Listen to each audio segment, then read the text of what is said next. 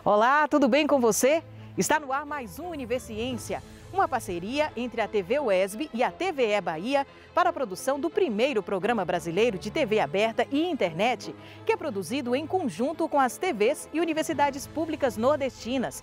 Tudo para você acompanhar a ciência que é produzida no Nordeste. Vem com a gente conferir o que tem para hoje. Cientistas da Universidade Estadual de Feira de Santana trazem um alerta. A caatinga, um bioma 100% brasileiro, está ameaçada. Uma nova espécie de anfíbio é descoberta nas belezas da Mata Atlântica na região da Bahia. E ainda, quais os efeitos da pandemia no exercício profissional dos comunicadores? Uma pesquisa faz uma análise bem interessante sobre a questão.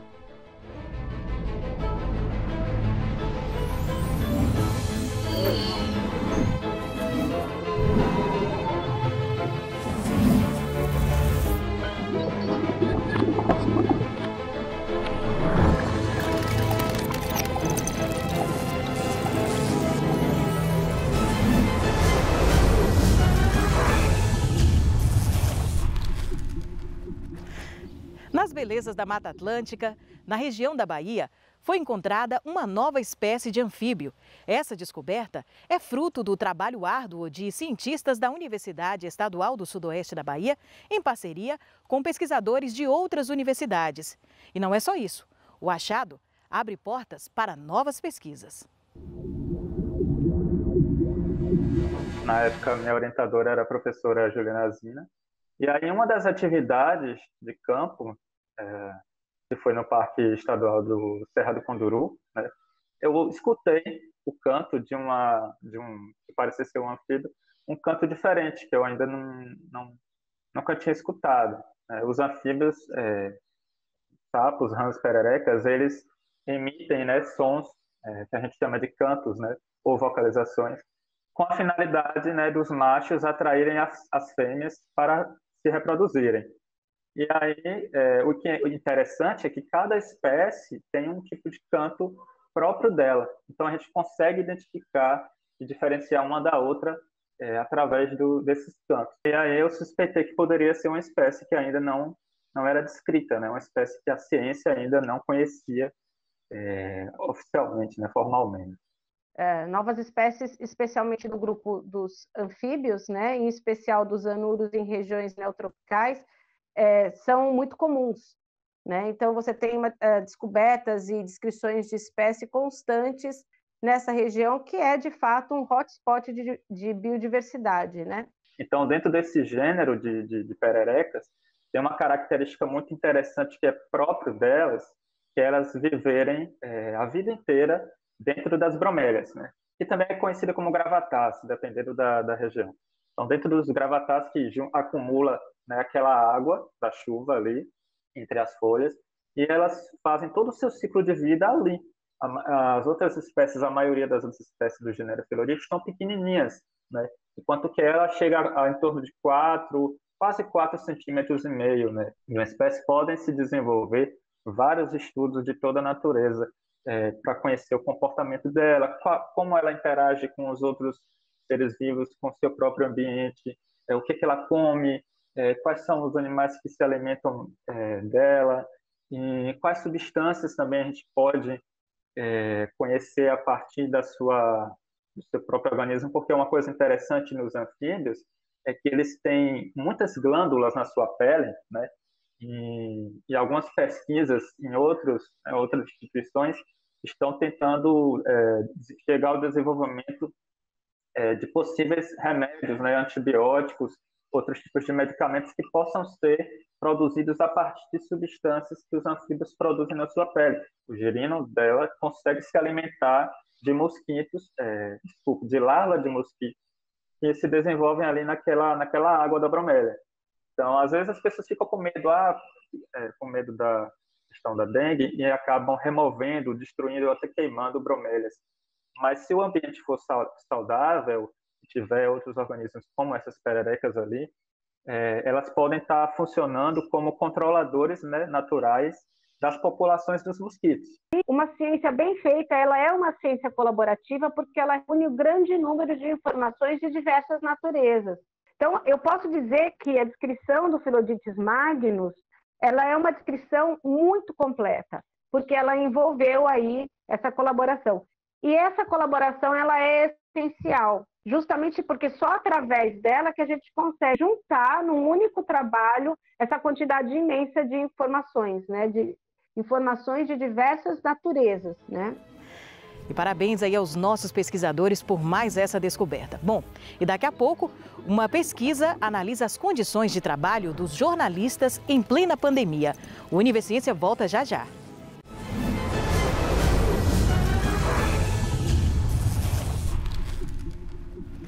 E os nossos cientistas continuam dando a sua contribuição pelo mundo afora. Desta vez, na astronomia mundial. Pesquisadores da Universidade Federal da Bahia integram uma equipe de cientistas internacionais. O grupo realiza estudos a partir da captação de imagens do espaço com a segunda maior câmera astronômica do mundo. E para que servem estas captações? Vamos conferir?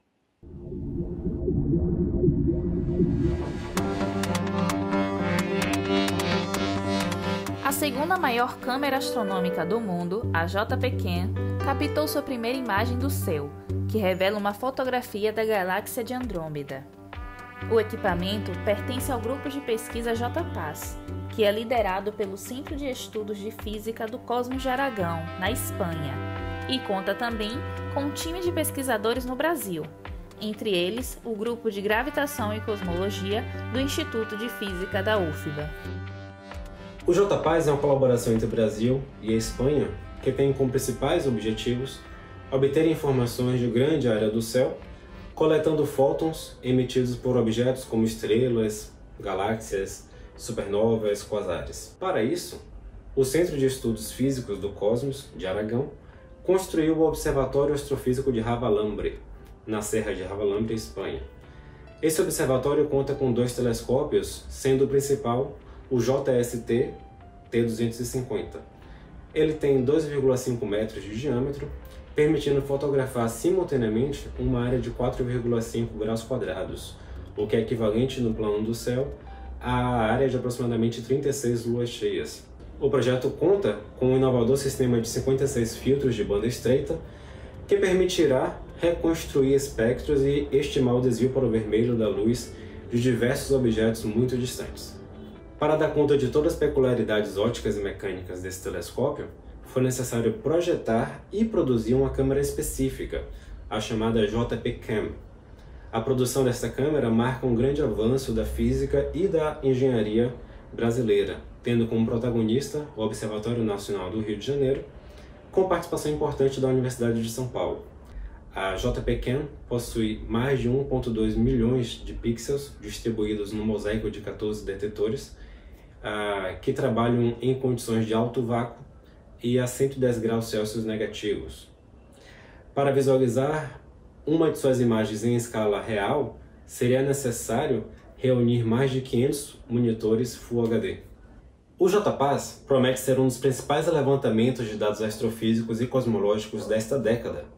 A primeira imagem divulgada é muito animadora, pois demonstra a qualidade do complexo e inovador arranjo telescópio-câmera. Com isso, poderemos ter mais informações sobre a estrutura e formação da nossa galáxia, a Via Láctea, como também entender mais sobre a evolução, formação e evolução de outras galáxias, além de poder construir um mapa da distribuição dessas galáxias, com o qual poderemos testar teorias de evolução das estruturas, testar se a relatividade geral de Einstein de fato se aplica em largas escalas, estudar comportamento da matéria escura, da energia escura, dentre diversos outros temas.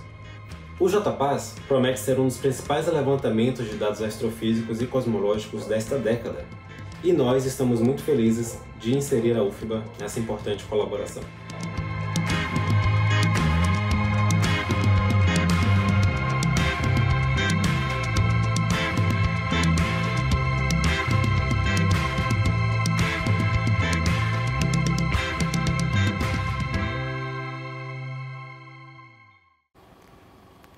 A pandemia interferiu na rotina de diversas categorias profissionais, inclusive com os comunicadores.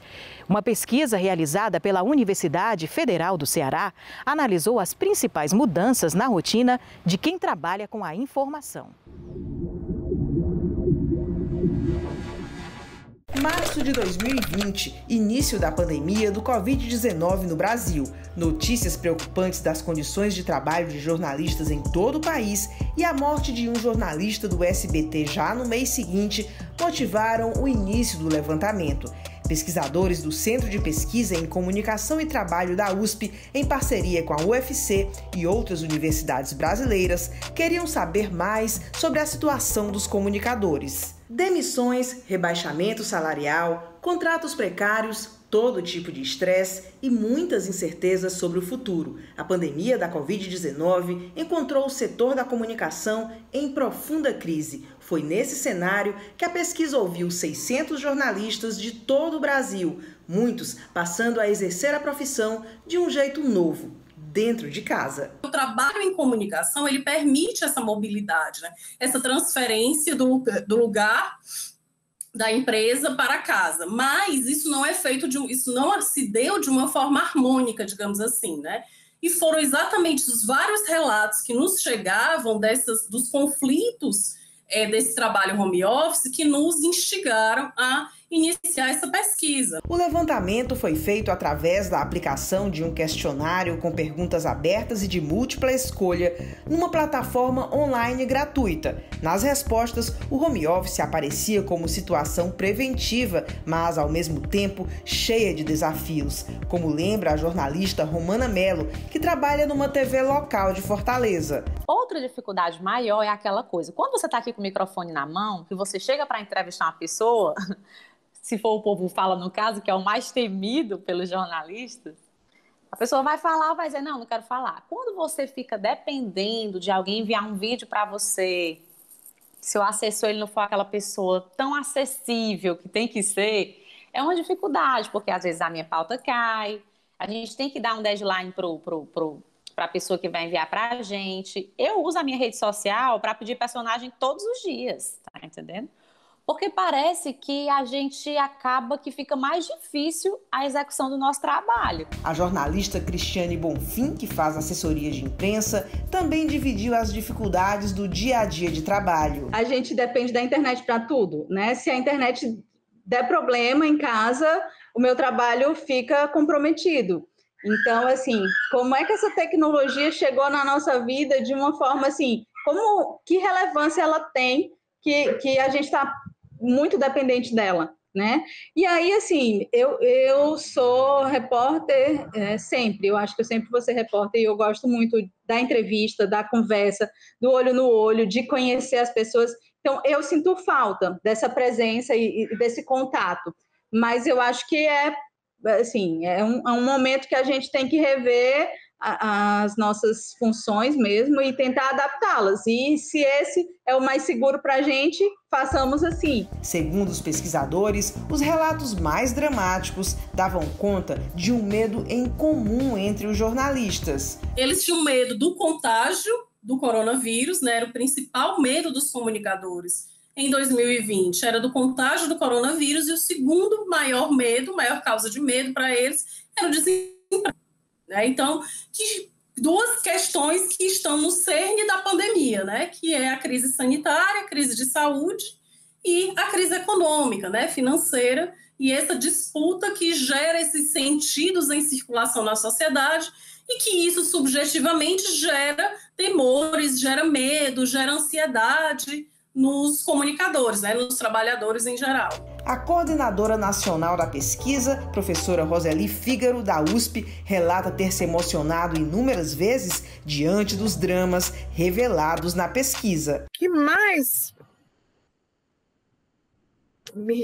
até me emociona, me deixou impressionada, foi a vontade de fazer um bom trabalho.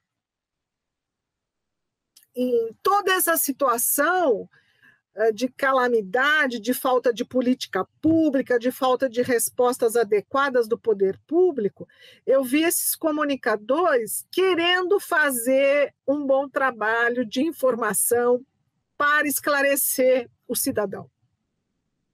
mesmo colocando em risco a sua própria vida, muitas vezes. Tanto é que a FENAGE divulgou esse ano, agora em março, no Dia do Jornalista, são 169 jornalistas mortos pela Covid.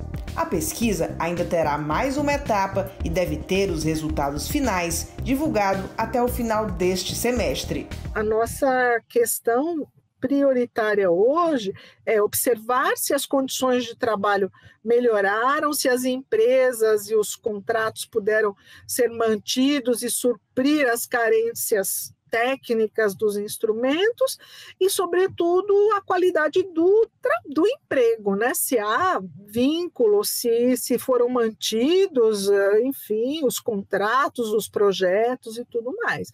Isso é que tem mais nos preocupado mesmo, né?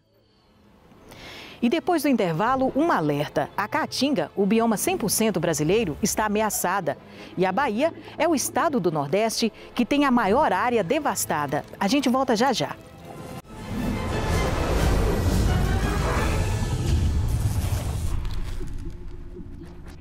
Um alerta. A Caatinga, o bioma 100% brasileiro, está ameaçada. E a Bahia é o estado do Nordeste que tem a maior área desmatada do bioma. E as informações fazem parte do raio-x do desmatamento e foram levantadas por pesquisadores da Universidade Estadual de Feira de Santana. Os cientistas desenvolveram o primeiro sistema de alerta de observação baseado em inteligência artificial, a partir da captação de imagens via satélite de florestas secas desmatadas.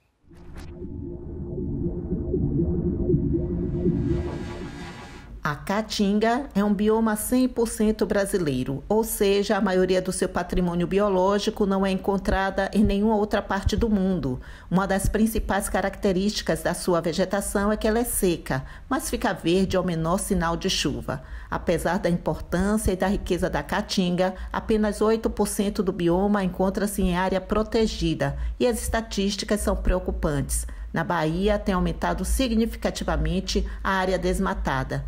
Para evitar o aumento do desmatamento e a degradação do bioma, é que foi desenvolvido o SAD, Sistema de Alerta e Desmatamento. Esse sistema está vinculado ao MEP Biomas Alerta, que é um projeto em rede, da qual nós temos grande satisfação de fazer parte.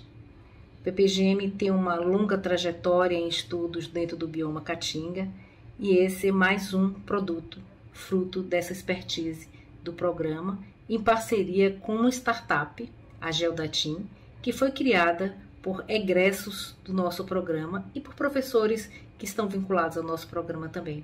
E sabe como os pesquisadores conseguiram esses dados? O SAD é a primeira ferramenta de monitoramento que se utiliza de dados coletados por satélites na observação das florestas secas, relatando e comunicando o ritmo de desmatamento registrado na região.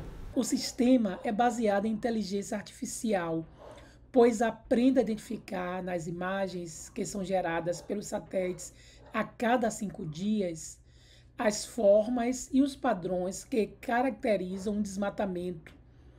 Antes de emitir um alerta, porém, o sistema consulta uma biblioteca de dados para verificar se o local suspeito já possui autorização para desmatar.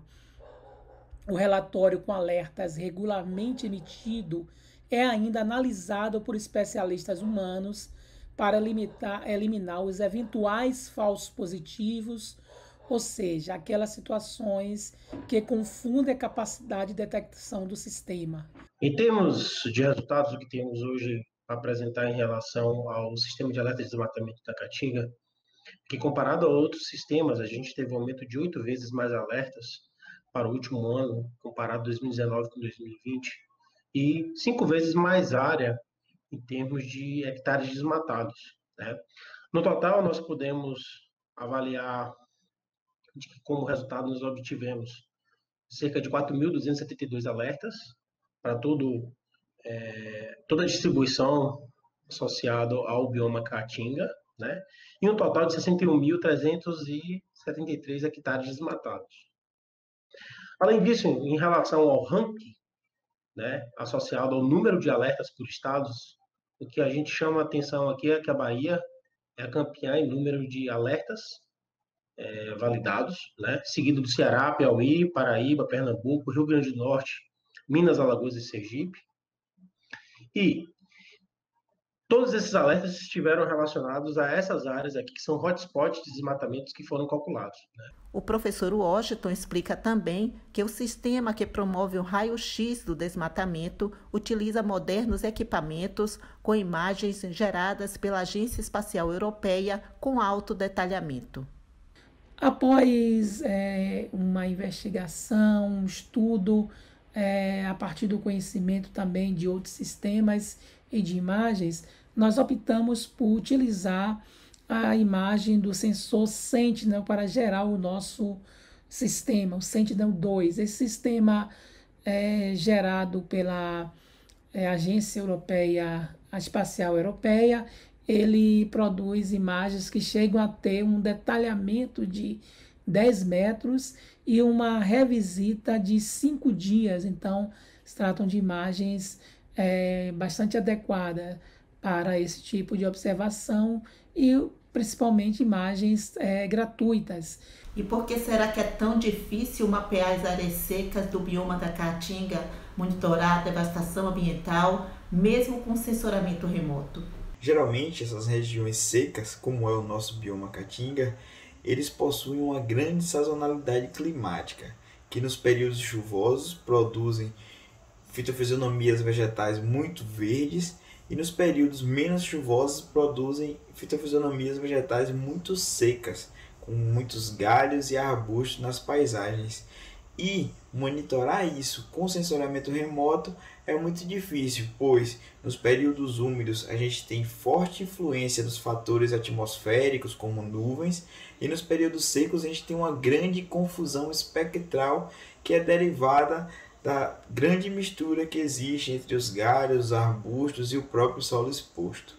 Nesse sentido, na Geodatim, nós estamos criando tecnologia, métodos e técnicas que sejam capazes de detectar desmatamento em regiões secas e estamos traçando um caminho para monitorar desmatamento, para monitorar a degradação em regiões áridas e semiáridas de todo o mundo, com o primeiro case localizado no bioma Caatinga, na região semiárida do Brasil. O SAD tem se mostrado tão eficiente que os pesquisadores já estão ampliando sua utilização através do uso de aplicativos móveis. Está em construção, no futuro, em breve, nós pretendemos construir um dashboard, um painel como esse, exclusivo do bioma Caatinga, do estado de Caatinga, e também um aplicativo móvel onde as autoridades ou qualquer um que, identificando um alerta desse, pode carregar no dispositivo celular, dispositivo móvel,